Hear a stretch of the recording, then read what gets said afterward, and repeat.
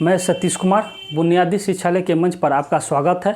आज मैं ब्रह्मपुत्र तंत्र से संबंधित उन सभी क्वेश्चंस और आंसर लेकर आया हूं जो आपके कॉम्पिटिटिव एग्ज़ाम के लिए काफ़ी इम्पोर्टेंस हैं। इस जो भी आप कॉम्पिटिटिव एग्ज़ाम देंगे उसमें इस ब्रह्मपुत्र तंत्र से क्वेश्चंस पूछे ही जाते हैं और उससे संबंधित जो भी क्वेश्चंस पूछे जाएंगे आपको इस ब्रह्मपुत्र तंत्र में उसका आंसर आपको मिल जाएगा। आज मैं बताना चाहता हूं कि ब्रह्मपुत्र तंत्र की जो उत्पत्ति हुई है, जो उद्गम हुआ है, वह जो है मानसरोवर झील जो तिब्बत चीन में पड़ता है। यह तिब्बत चीन के पास मानसरोवर झील स्थित है और वही के पास में चेमा इंगडुंग ग्लेशियर मौजूद है। यह चेमा इंगडुंग ग्लेशियर से ही यह ब्रह्मपुत्र नदी का उद्गम हुआ है। लेकिन ब्रह्मपुत्र नदी का वास्तविक नाम तिब्बत में सांगपो के नाम से जाना जाता है। यह ब्रह्मपुत्र नदी जिसको हम भारत में ब्रह्मपुत्र नदी के नाम से जानते हैं, जब इसकी उद्गम होती है चेमा इंगडुंग ग्लेशियर से तिब्बत के पास मानसरोवर झील के पास से, तब इसका नाम सांगपो कहा जाता है। इस नदी का नाम सांगपो है। जब यह नदी अरुणाचल प्रदेश सदिया के पास भारत में प्रवेश करती है तो यहाँ पर यह नदी यानी ब्रह्मपुत्र नदी सियांग और फिर दिहांग नाम से अरुणाचल प्रदेश में यह नदी यानी ब्रह्मपुत्र नदी सबसे पहले सियांग और फिर दिहांग के नाम से यहीं पर अरुणाचल प्रदेश में सदिया के पास पश्चिम में भारत में प्रवेश करती है। और इसकी दो सहायक नदी दिबांग और लोहित जो तिब्बत के पठार से आकर मिलती है, तिब्बत के पठार से दिबांग और लोहित दो बाएं से आकर यह दो नदियां दिबांग और लोहित मिलती है सदिया के पास।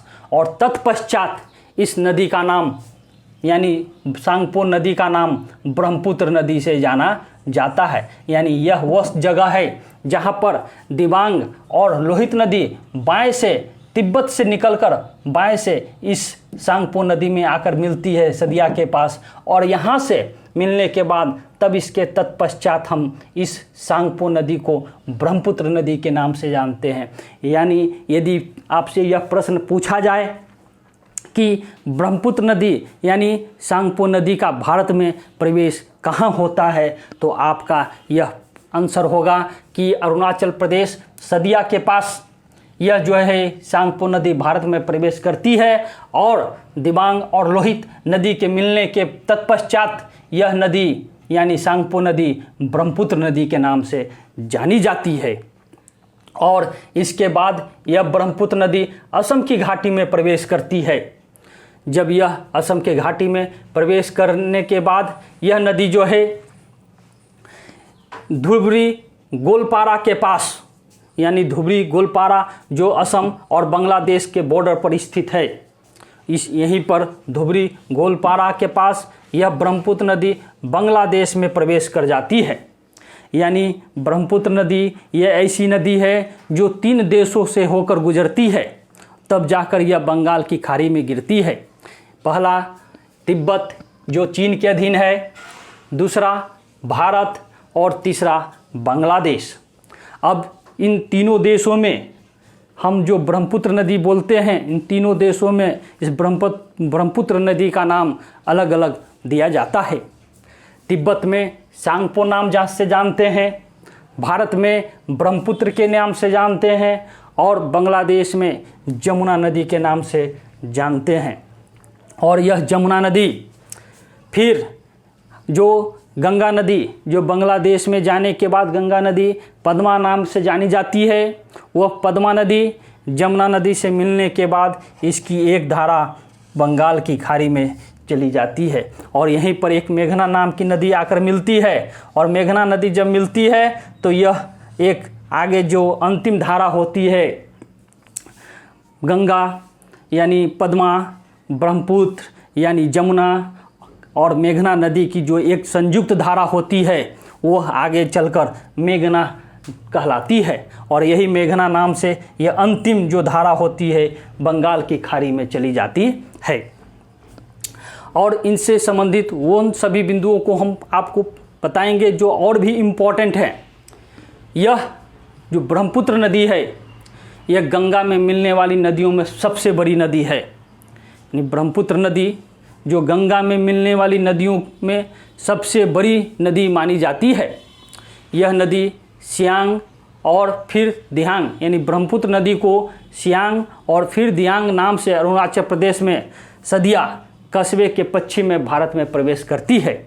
इसकी दो सहायक नदी है, यानी ये ब्रह्मपुत्र नदी की दो सहायक नदी जो दिबांग और लोहित जो बाएं किनारे से आकर मिलती है, यानी तिब्बत से निकलने के बाद दिबांग और लोहित बाएं किनारे पर आकर मिलती है, तब तत्पश्चात इसको हम ब्रह्मपुत्र नदी के नाम से जानते हैं। यह आपको अति आवश्यक और इम्पोर्टेंट पॉइंट है जो आपको याद रखना होगा कि किन दो नदियों के मिलने के बाद हम भारत में उस यानी सांगपो नदी को ब्रह्मपुत्र नदी के नाम से जानते हैं। तो ये दो नदियां हैं दिबांग और लोहित, जो मिलने के बाद ही हम ब्रह्मपुत्र नदी के नाम से जानते हैं।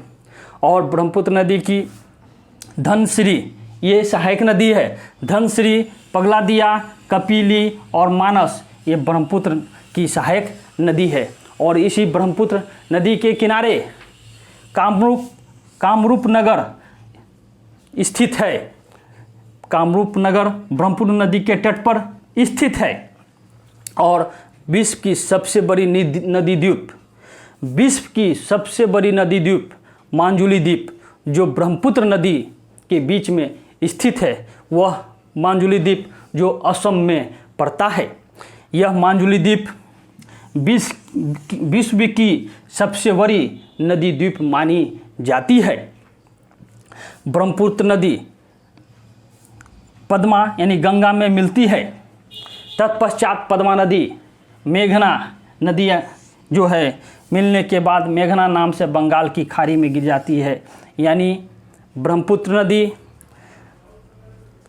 जो जिसे हम जमुना के नाम से बांग्लादेश में जानते हैं, गंगा नदी जिसे बांग्लादेश में हम पद्मा के नाम से जानते हैं, यह जो है मेघना नदी से मिलती है। और तब मेघना नदी के मिलने के बाद मेघना नाम से जो संयुक्त धारा है वो मेघना के नाम से बंगाल की खाड़ी में गिर जाती है। यानी यहाँ पर यह मेघना जो है नाम से यह इसकी धारा बंगाल की खाड़ी में चली जाती है।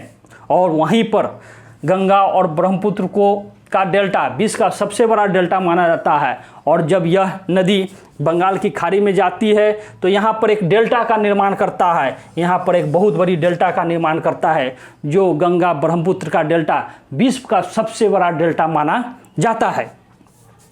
और यहीं पर एक मैंग्रोव वनस्पति पाई जाती है। वह मैंग्रोव वनस्पति सबसे अधिक मैंग्रोव वनस्पति का विस्तार पश्चिम बंगाल में पाया जाता है। यह भी एक बहुत इम्पोर्टेंट क्वेश्चन है कि मैंग्रोव वनस्पति प्रजाति जो है वह सबसे अधिक उसका विस्तार कहाँ पाया जाता है, तो वह डेल्टा का क्षेत्र है जो पश्चिम बंगाल में पाया जाता है। और दूसरी बात है कि मैंग्रोव यह जो वनस्पति है यह एक गुजरात के तटीय क्षेत्र में भी दूसरे स्थान पर पाया जाता है।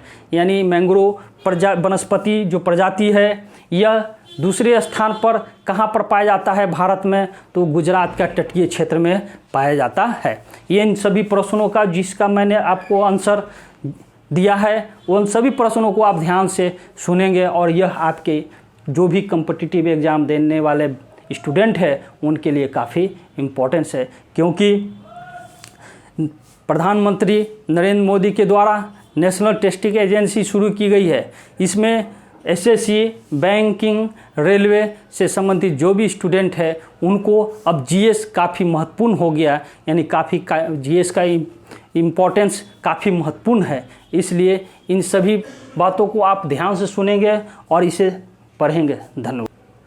और एक जो प्रश्न बहुत बार पूछे जाते हैं कि सुंदरवन कहाँ पाया जाता है, तो सुंदरवन जो है ये पश्चिम बंगाल का जो डेल्टा बनता है यहीं पर यह सुंदरवन पाया जाता है। यह भी एक बहुत सारे बार हर एग्ज़ाम में ये प्रश्न पूछे जाते हैं सुंदरवन से संबंधित। तो सुंदरवन का निर्माण यही बंगाल की खाड़ी में जो डेल्टा बनती है वहीं पर सुंदरवन भी पाए जाते हैं।